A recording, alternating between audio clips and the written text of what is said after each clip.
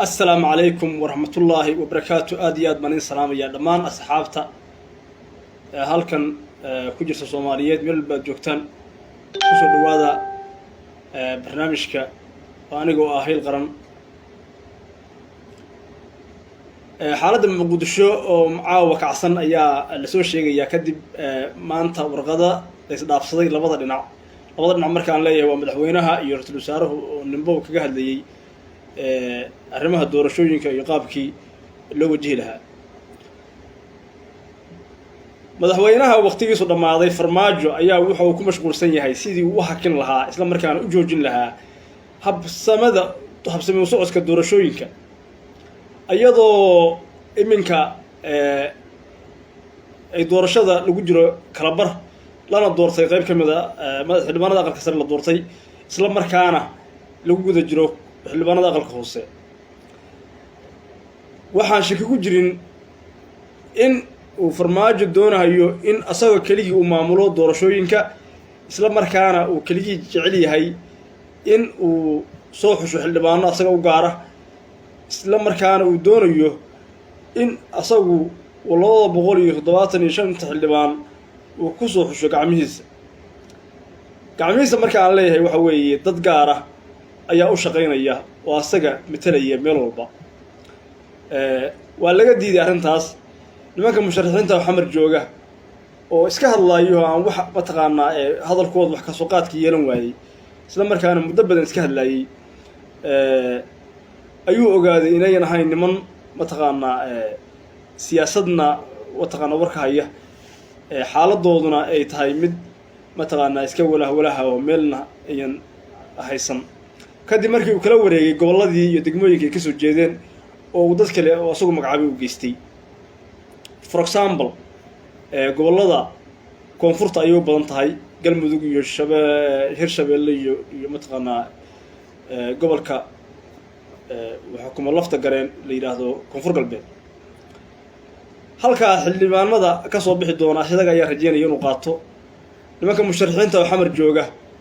oo musharaxiinta ay waxba gacan uga jiraan hadba warta xaafadeed bi soo saaraan cidna warkooda ma qaadato waayo ninkan wuxuu ku tala galay farmaajo la yiraahdo inuu burburiyo wadanka in magaalada muqdisho uu dagaal ka dhaco saaxiibayaal walaalayaal barnaamijka sheergaraya barnaamijkan waxa uu gudbisaan saaxiibadiin isla markaana subscribe na saar xagga YouTube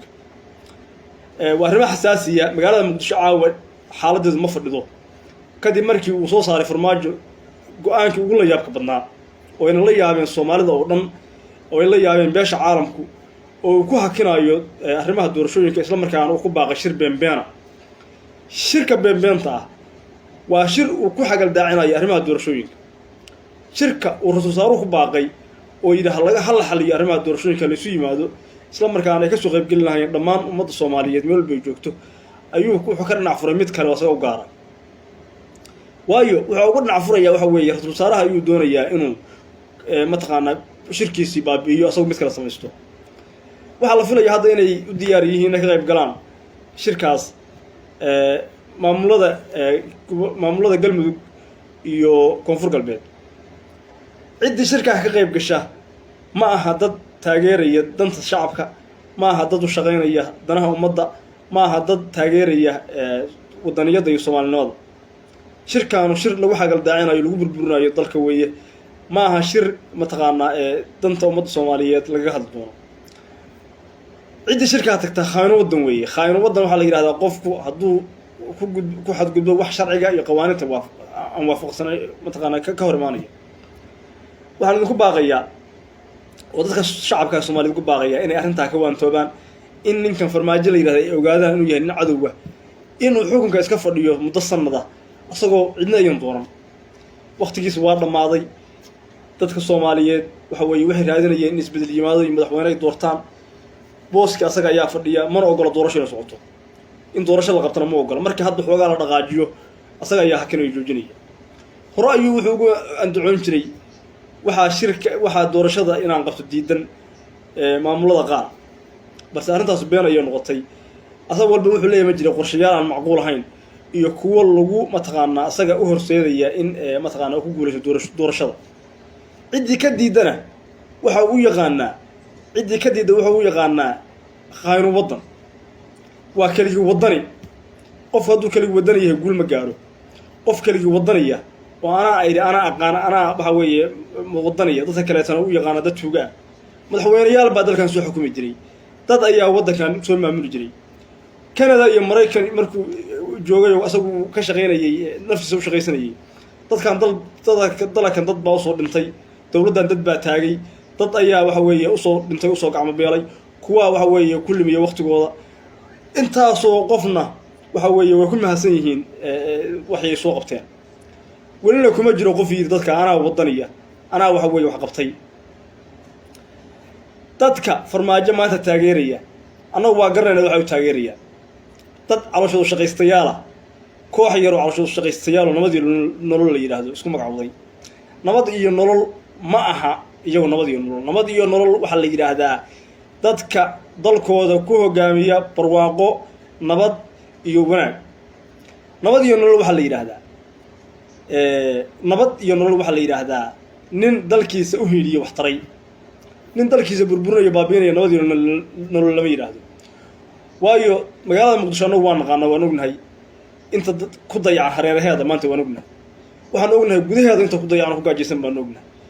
waxaan ognahay maalin walba in mataqaanaa dhibaato laga soo sheegayo baahiyeed iyo mid dhaqaale laga soo sheegayo dadka intaasoo dhibaataa qaba in ay maanta waayaan xaquuqdoodii dastuuriga ahayd oo inay qof doortaan ama ay isbeddel dowladnimo helaan inay waayaan aad bay nasiib darro u taha walaalayaal arrintan muddo sanada iyo sanad baas usii dhammaanaya intuu madaxweynuhu hadda farmaajo xilkiis ka joogo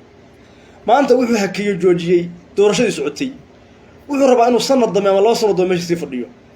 cadiyo ama ku cunay ama ku ciideeyey cadiyo ama ku cunay ama ku ciideeyey wax loo baahan yahay ma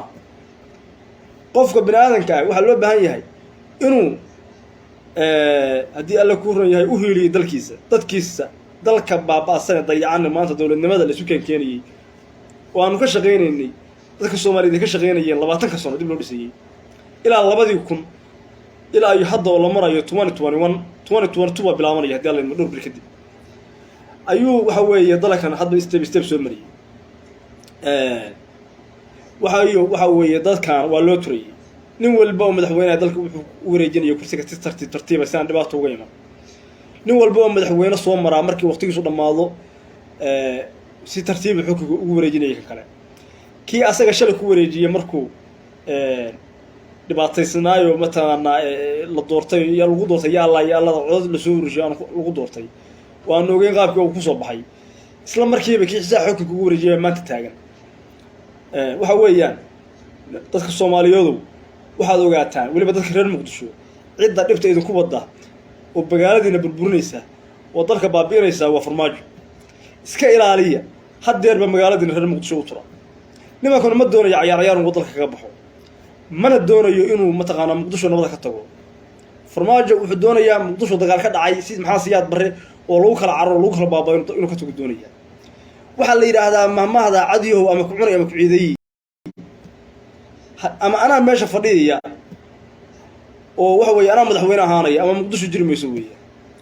xoga isteediyada kale waxa laga yaabaa inay wax u cayntaan oo sida galmudug oo kale iyo koonfur galbeed iyo meelaha Jubbaland iyo Puntland iyo inaan qax dhibaatay waxa ka dhicin saasa laga yaabaa laakiin meesha dhibta ugu weyn ka dhacayo oo dhibaatada ugu weyn ee mataqaana ay ka bilaabanayso magaalada Muqdisho way waa caasimada dalka Soomaaliya haddii caasimada dalka Soomaaliya burbur maanta mar labaad ilaahay burbur ma lehna ilaahay waxaan ka rajeynayaa in farmaajo si tartiib ah iyadoo aan wadanka dagaal ka dhicin wadanka dhaaf ilaahay waxaan ka rajeynaynaa wadanka oo nabada in farmaajo dhaafo war walaalo farmaajo waa ka shaqeysatay 4 sano anagu waan ognahay waxa sameysay dadka updaterka oo siyaasadda xoogaalka way ogyihiin waxa sameysay inta lacag laalu shaqaatay waan ognahay inta aabada lacag laalu shaqa qaatay kalluumaysiga waan ognahay shirkadda Soomaaliland gas wixii aad ka qaatay lacag waan ognahay dadka Soomaaliyeedu aan arrimaha la socon in ogaadaan baa fiican waayo shiinaha badda oo mataqaana maraakiibtu soo galiyay lacagtii laga qaatay oo waagi waran jiray khayr malyan ma ka qaadan $1 milyan war masada marka oo warshado wata laga qaataa $1 milyan waayo dadka waa lagu marahaaminaya arrintaas waxa kale oo lagu marahaaminaya arrintii shirkadda Soomaaliland gas oo ahayd mid ay ka qaatay dhowr boqol oo milyan oo dollar madaxweynaha iyo ra'iisul wasaaraha ka qaateen lacagta ay ku direen waagi dama weeye waddanka musuqmaasuq baa raagaadiyey dhibaato badan ayaa ummadda shacabka ku dhacday hantidii qaranka ayaa la boobay dad aan dambi lahayn ayaa dambi beena dusha laga saaray waxaasoo dhan propagando dad ayaa lagu laayay magaalooyinka waaweyn ee Soomaaliya muqdisho farmaajo dad buu ku laayay baydhabo dad buu ku laayay meesha la yiraahdo qalalaasi ka dhacay mataqaana galmudug waan ogeyn boosaaso ka dhacay waan ogeyn waxaasoo dhan asaga ayaa qorshayaasha ka dambeeya qorshayaashaas wuxuu rabaa inuu ku carqaladeeyo meelaha nabadgelyadu ka jirto dadka Soomaaliyeed meel barnaamijkan share gareeya la wadaaga saaxiibadiin YouTube-kana subscribe saar saaxiibayaal walaalayaal waxaan idinka codsanaynaa in aad ogaataan dhibta uu farmaajo dalka ku wado shirka hadda uu ku baaqayo oo leeyahay shir baan ku baaqaynaa waa awoodii uu ku wareejiyay ra'iisul wasaaraha inuu la wareego ayuu doonayaa oo uu ka qaato meel cidla haddaba meel cidla kama qaadan karaysid dadka Soomaaliyeed waa ku jeedaan shirkaagana cid kaga soo qayb galaysa ma jirto ninkii ka soo qayb galana khayro wadan weeye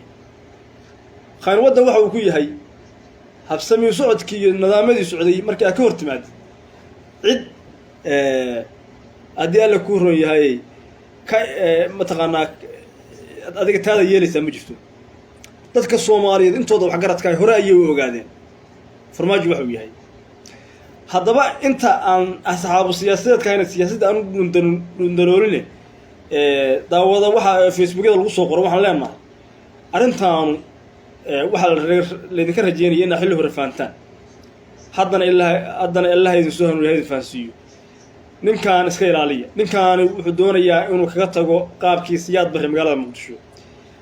Muqdisho maanta uma qalanto in dhibaatooyin dagaal ka dhaco magaalada Muqdisho maanta uma qalanto in shacabka la barakeeyo shalay ayuu boosas ka barakayay shacabka ummadda Soomaaliyeed doonyahow oo soo reebay la qabtay asaga ayaa gabanadii mataqaana foodada ka sameeyay taageeriyo laha adinka fiicanad waxa way wada dagaal magaalada Muqdishona caasimadda Soomaaliya weeye waxaan ugu baaqaynaa dadka halka jooga ee mas'uuliyiinta ah in ay gartaan ninkan waxa uu doonayo ninkan si siyaasadaysan isu dhaafiya ninkan waxa isu dhaafisaan qaab mataqaana siyaasadaysan luuqu doonaya inuu musharaxiinta iyo ra'iisul wasaaraha iyo dadka waa way sharaf leh shaqeynaya inuu lugaha u geliyo keligii wadaniyo waxa aad ka hesho waxba naga siin maantana Soomaaliya waa wada ogtahay wax allaale iyo waxa ka shaqeynaysa inay ahayd cadaalad darro inay ahayd jirabaad ummadda Soomaaliyeed isku jirabay isku dhibaateynay inay ahayd wax ummadda Soomaaliyeed lagu dibindaabiyeynay laakiin ay isaga dhigaysan qurux badan oo sharaf leh aktarada ugu mataqaana filmaanta dhiga farmaajo waa naga daraado waayo mar walba wuxuu isticmaalayaa sheekooyin beenbeen oo nasracaada oo dadka Soomaaliyeed ee haweenka iyo ciyaalka ku jahwareerinayo waxaas ilaahay mahadiisa inaan noqono kuwii mar hore gartay fikirkayaga iyo awkiyugayaga oo sareeyo dartiis kuwa mar hore gartay dhibaatooyinka iyo hagardaamooyinka ugu sameeyo ummadda Soomaaliyeed saaxiibayaal walaalayaal barnaamijka share garay isla wadaag saaxiibada isla markaana YouTube-kana subscribe saar aad iyo aad baan idin salaamayaa waa barnaamijkii taxanaha ayaan kaga hadlaynay arrimaha dalka Soomaaliya hadda xogaayo ayaan idin soo gudbin doonaa haddii alla idmo nala socda assalaamu calaykum